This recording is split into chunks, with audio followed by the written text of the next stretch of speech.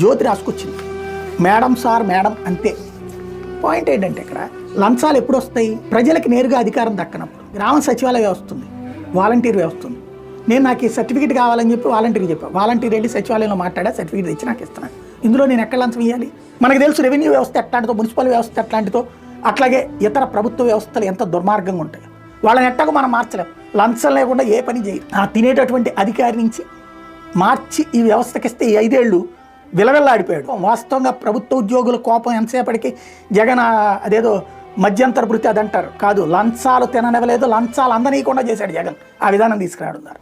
దానికి వీళ్ళు రాజకీయ ఉద్దేశాలతో వాళ్ళని రెచ్చగొట్టి వదిలిపెట్టారు. ఫైనల్గా ఇప్పుడు మళ్ళీ కుమ్ముతున్నారు అంతే, తినిపడేస్తున్నారు, దోచిపడేస్తున్నారు. దాన్ని ఇప్పుడు మళ్ళీ వీళ్ళే వార్తలు రాస్తారు. ఒక వ్యవస్థను చంపేసి ఆ వ్యవస్థ వల్ల వచ్చిన కష్టాన్ని మేమే వార్తలు రాస్తున్నాం అనేటటువంటి గొప్పగా చిత్రీకరించుకునే పరిస్థితి ఇది.